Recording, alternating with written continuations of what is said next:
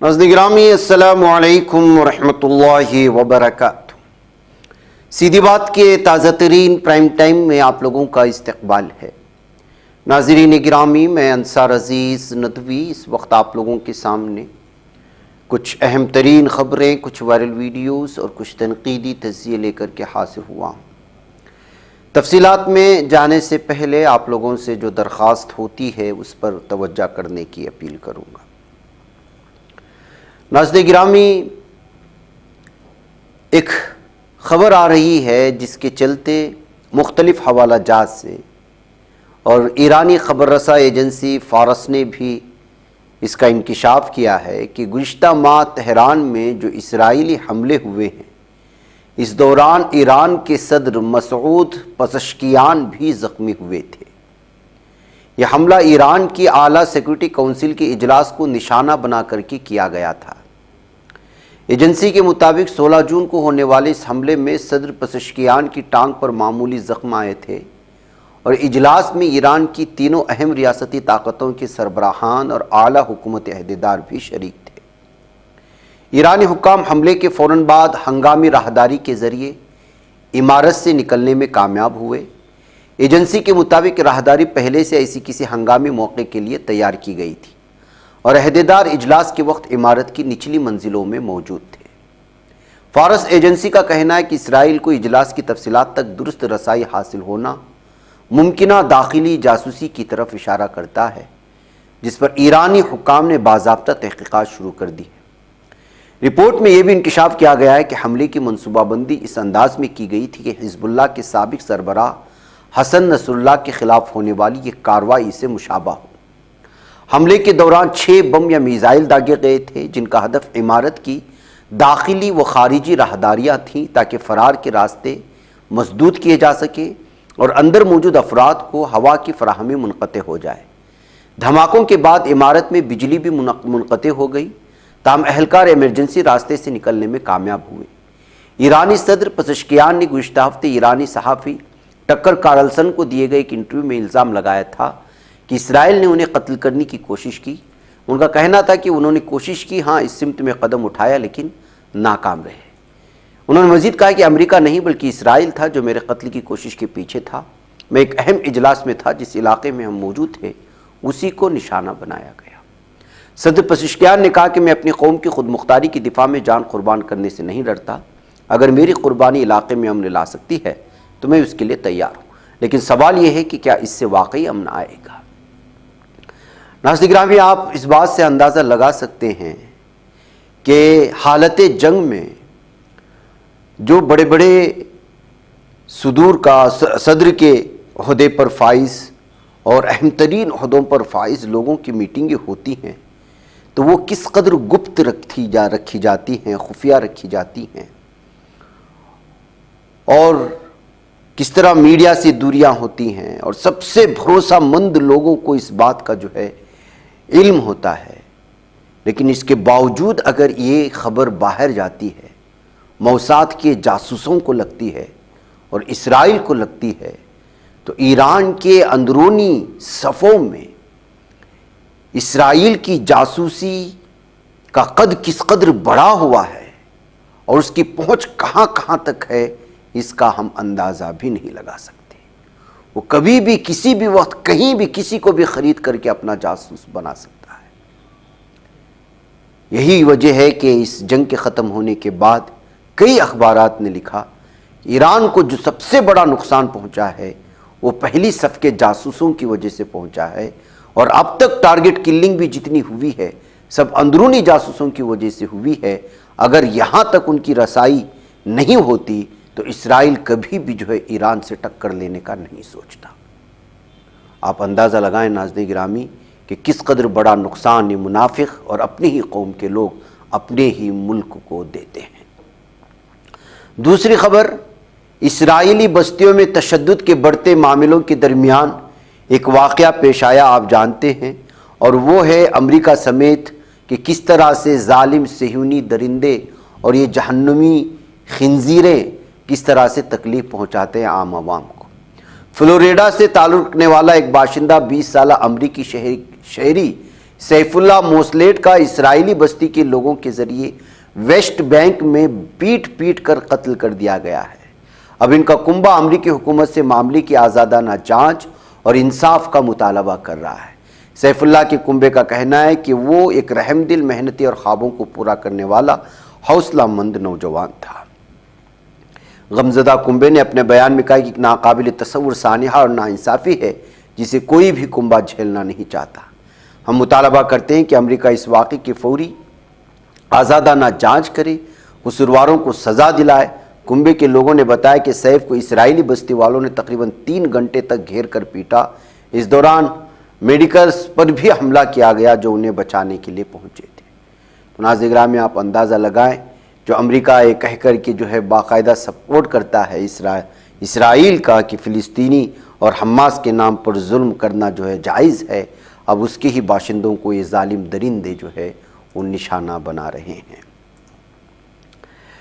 ناظرین گرامی، آئیے کرناٹکا میں محکمہ فوڈ سیکورٹی و ڈرگس کی بڑی کارروائی سامنے آئی ہے۔ ہم دوائیاں لیتے ہیں، میڈیکل سے خریدتے ہیں، ڈاکٹر کے کہنے پر کھا لیتے ہیں، لیکن وہ کس قدر جو ہے بھیانک ہوتے ہیں صحت کے لیے، اور وہ واقعی صحت بخش ہوتے ہیں یا پھر جو ہے وہ ڈپلیکیٹ ہے، جعلی ہیں، اس کا ایک عام انسان، ایک عام بیمار شخص اندازہ نہیں لگا سکتا، جس کے چلتے حکومتیں اس سلسلے میں بہت ہی الرٹ رہتی ہیں۔ وقتاً فوقتاً دوائیاں تیار کرنے والے جو ہے اس طرح کی فیکٹریوں میں، کارخانوں میں جو ہے چھاپہ مار کارروائی ہوتی ہے۔ اب جب وہاں سے حقیقت نکل کر کے آتی ہے تو یہ سب معاملے انسانوں کو حیران و ششدر کر دیتے ہیں کہ کہاں کہاں تک فیک اور جعلی چیزیں چل رہی ہیں، اور عوام کو جو ہے وہ غلط چیزیں کھلائی جا رہی ہیں دوا کے نام پر۔ کرناٹکا میں فوڈ سیکورٹی اور محکمہ ڈرگس ایڈمنسٹریشن ڈپارٹمنٹ نے قوانین کی خلاف ورزی کے معاملے میں سخت کارروائی کی ہے، اور جون ماہ میں سخت قدم اٹھاتے ہوئے 133 دوائیوں کا لائسنس معطل کر دیا ہے اور 20 دوائیوں کے لائسنس کو ٹوٹل رد کر دیا۔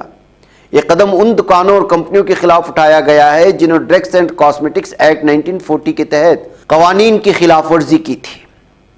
جی ہاں ناظرین گرامی، اس ڈپارٹمنٹ کی جانب سے جون میں کل 2544 مقامات کا معائنہ کیا گیا تھا، اور اس میں اہم ترین شہر جو ہے وہ بنگلورو، ہبلی اور بಳ್ಳاری کی سرکاری لیب تھے، جس میں 1333 ادویات کے سیمپل کی جانچ کی گئی۔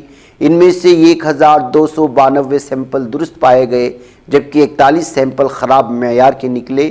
اس کے بعد خراب ادویات جن کی قیمت 40 لاکھ سے زائد تھی بازار سے واپس منگوا کر ضبط کر لی گئی۔ گزشتہ 3 ماہ میں محکمے نے قانون کی خلاف ورزی کرنے والی کمپنیوں کے خلاف 81 مقدمے عدالتوں میں دائر کیے۔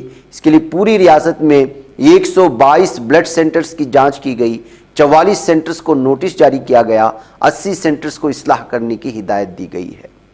تو ناظرین گرامی، اس طرح سے فوڈ سیفٹی اور تمام کے ڈپارٹمنٹ کام کرتے رہتے ہیں۔ اس سے آپ اندازہ لگائیں کہ کس قدر جو ہے اگر اس میں بھی دوائیوں میں بھی آگے پیچھے کیا جانے لگا، جس سے بیماریوں پر جو ہے کنٹرول کرنے کے لیے تیار کی جاتی ہیں، وہی اگر خراب نکلی تو مزید جو ہے وہ بیماریاں بڑھا سکتی ہیں۔ ناظرین گرامی، تمل ناڈو میں ڈیزل سے بھری مال گاڑی میں شدید آگ لگی، جس کی وجہ سے لوگوں میں افراتفری مچ گئی اور کئی ٹرینیں منسوخ کر دی گئیں۔ جی ہاں، ڈیزل سے بھری ایک مال گاڑی میں اچانک آگ لگ گئی تھی۔ کچھ ہی دیر میں آگ بوگیوں تک پھیل گئی، جس میں اونچے اونچے شعلے اٹھنے لگے۔ یہ تمل ناڈو کے ترویلور ریلوے اسٹیشن پر اتوار کو بھیانک حادثہ پیش آیا۔ اس واقعے سے پورے اسٹیشن پر ایسی افراتفری مچی کہ لوگ ادھر ادھر بھاگنے لگے۔ آگ اتنی خوفناک تھی کہ اس کے شعلے کے ساتھ پورے آسمان میں دھوئیں کا سایہ غبار ہی دکھائی دے رہا تھا۔ ابتدائی اطلاعات کے مطابق چنئی پورٹ سے ڈیزل لے کر نکلی ایک مال گاڑی ترویلور کے پاس آگ کی زد میں آ گئی۔ جب ٹرین کے 4 ڈبے پٹری سے اتر گئے، اس کے بعد ڈبوں میں آگ تیزی سے بھڑکتی چلی گئی۔ واقعے کے فوراً بعد فائر بریگیڈ اور راحتی ٹیم پہنچ کر آگ پر قابو پانے کی کوشش کی۔ اس میں جو ہے مالی بڑا نقصان ہوا ہے۔ فائر فائٹرز نے جو ہے قابو پا لیا ہے۔ جانی نقصان کی کوئی خبر ابھی تک نہیں آئی ہے۔ ناظرین گرامی، بڑے لوگوں کی عیاشیاں، ان کا نشہ کس طرح غریب غربا کو جو ہے نقصان پہنچاتا ہے۔ اس کی مثالیں ہمیں بارہا ممبئی کے ہائی وے سے آنے لگتی ہیں۔ سر پھرے جو ہے نشے کی حالت میں آڈی اور بی ایم ڈبلیو جیسی بہت تیز رفتار کاریں سڑک پر ایسے چلاتے ہیں کہ جو ہے فٹ پاتھ پر سو رہے لوگوں کو کبھی رونتے ہوئے چلے جاتے ہیں اور ان غریبوں کی زندگیاں ختم ہو جاتی ہیں۔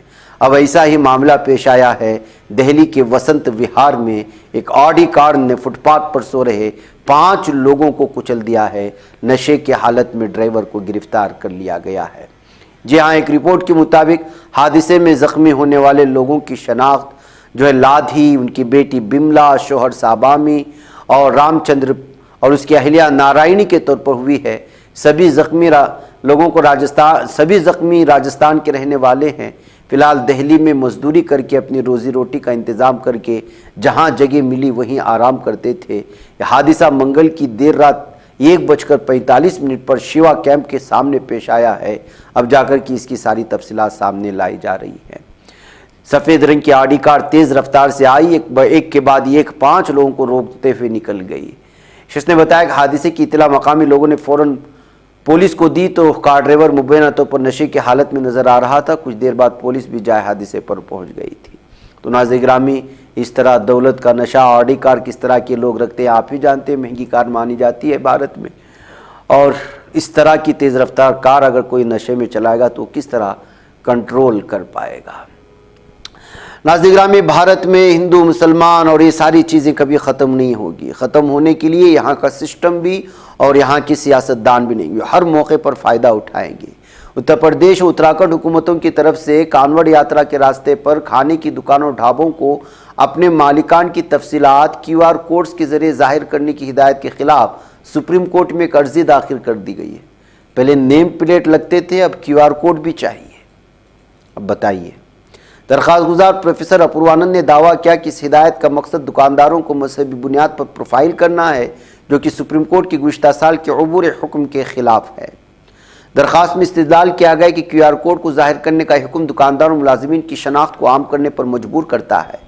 یہ رازداری کے حق اور آئین کے آرٹیکل 14، 15 اور 17 کے تحت مساوات، عدم امتیاز، زندگی کے وقار جیسے بنیادی حقوق کی خلاف ورزی کرتا ہے۔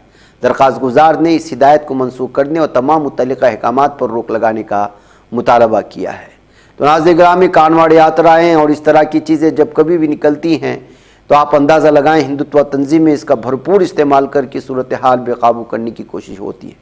کتنی ویڈیوز کانوڑ یاتراؤں کے آغاز سے لے کر کے شروع ہوئی، جہاں پر ہنگامے ہوئے، مارے گئے، راہگیروں کو مارا گیا، کار ڈرائیور کو مارا گیا، اور پھر جو ہے ڈھابوں کو نیچے گرایا گیا، صرف اس وجہ سے کسی کو کھانے میں پیاز مل رہا ہے تو کسی کو جو ہے راستے میں جاتے ہوئے کسی کارماری سے غلطی سے کوئی ہاتھ لگ جاتا ہے یا کوئی گاڑی لگ جاتی ہے تو یہ درندگی کی حدیں پار کرنا شروع کر دیتے ہیں۔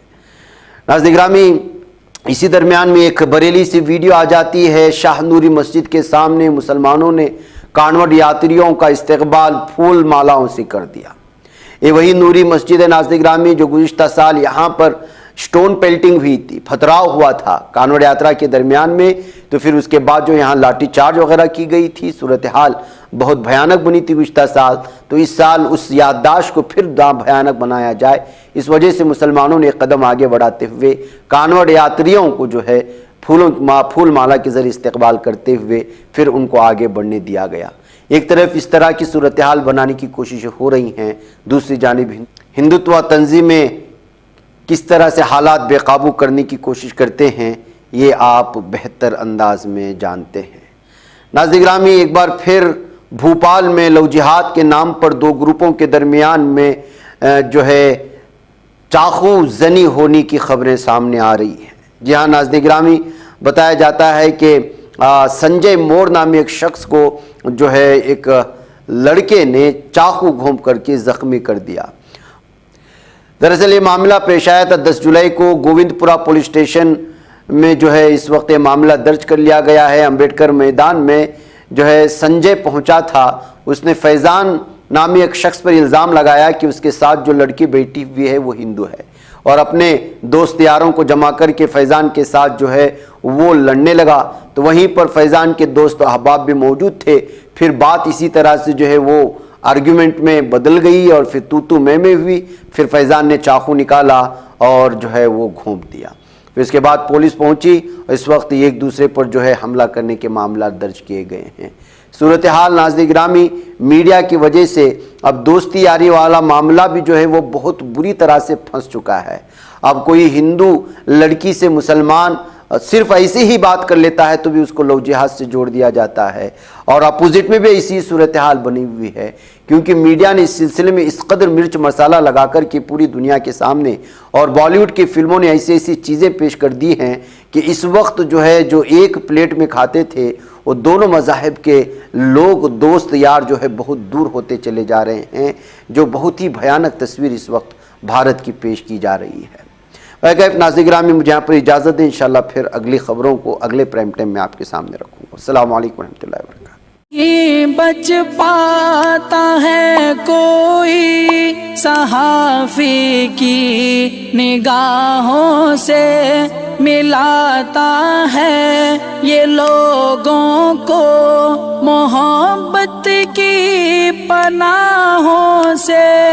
کرم اور درد مندی کا ہے ایک سنسار سیدھی بات، عزیمت جرأت و ہمت کا ہے اظہار سیدھی بات، عزیمت جرأت و ہمت کا ہے اظہار سیدھی بات. یہ چینل حق نگر بن کر کچل دیتا ہے فتنوں کو.